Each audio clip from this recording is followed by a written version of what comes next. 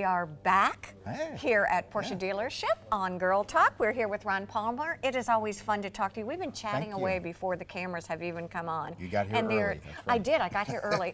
Gee, imagine that, coming to a Porsche dealership early. Yeah. Yes, it was actually fun because you kind of took me around and showed me some of the newer things that are going on. What we want to do today is chat kind of about the state of Porsche, because you got a lot going on. Yeah. A lot of new things to talk about. Okay. I would like to ask, because I can, and I have you captive, about some of the new colors that are out, because they're phenomenal.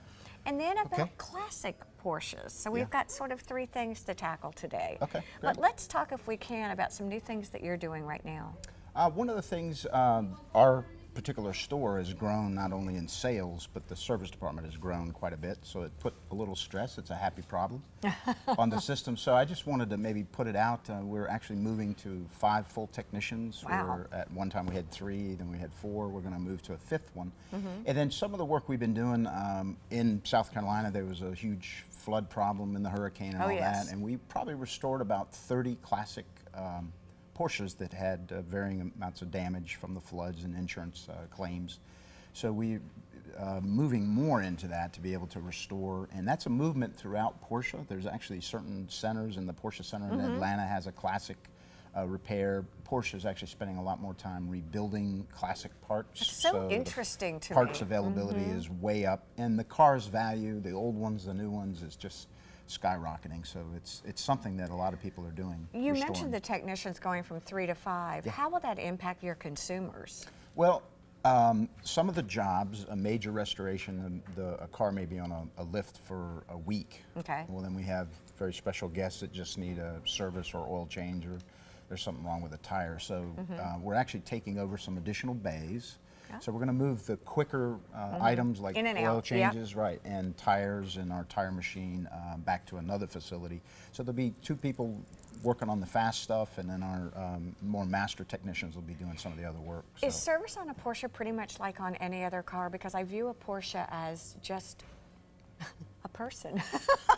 Well, a Porsche is, I think, just incredible. I mean, the service intervals are really an oil change once a year. It's either 10,000 miles or a year, and believe it or not, on the island, a lot of customers, they have multiple homes, and so they may have 3,000 miles on the car for the year, but they change the oil every year. Okay. So not only being an incredible performance vehicle, but the dependability of the vehicle, as far as all the J.D. Power studies, not just me saying it. I'm just amazed what the car does, and then it's also dependable. So it has that racetrack to consumer type dependability. One of the questions that I ask you, and we're going to talk about color, and that's kind of what led into it, is some of the incredible new colors that you have. And then I would love to talk about the car that we're, because I find that that was one that I was sort of like, oh, that's nice. And the more you've talked about it, the more amazing it is. But new colors are gorgeous. This is a new Carmine red. The more traditional red that we've had is the Guards red. That's a very staple of the Porsche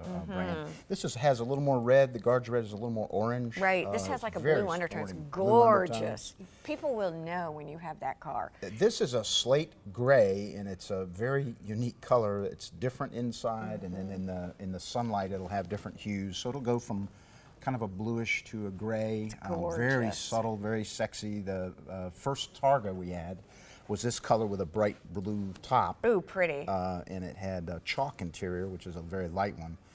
So a funny story, a lady's here, they're trying to buy a used convertible 911, and this car comes off the truck and it's pulled in front of the showroom. The whole showroom stops.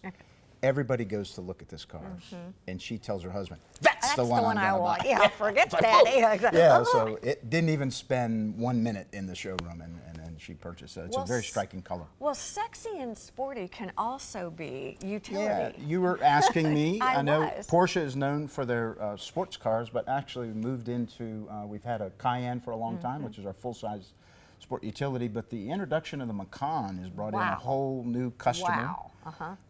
And there's a very active lifestyle, as you are. People are enjoying many activities. So that car is actually not your typical sport utility, if you will. Exactly. It was designed as a 911. Listen to this. In a sport utility body. Yeah.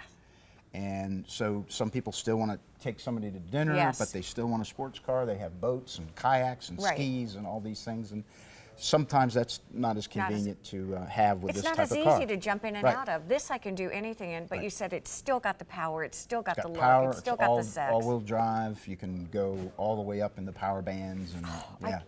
So kind of the best of both worlds in one car. Every single time we talk, we run out of time before we can really complete what we're discussing. So we would love to have you back again. Okay, sure. We would love to have you all back again here on Girl Talk. Have a great week. Bye-bye now. Thank you.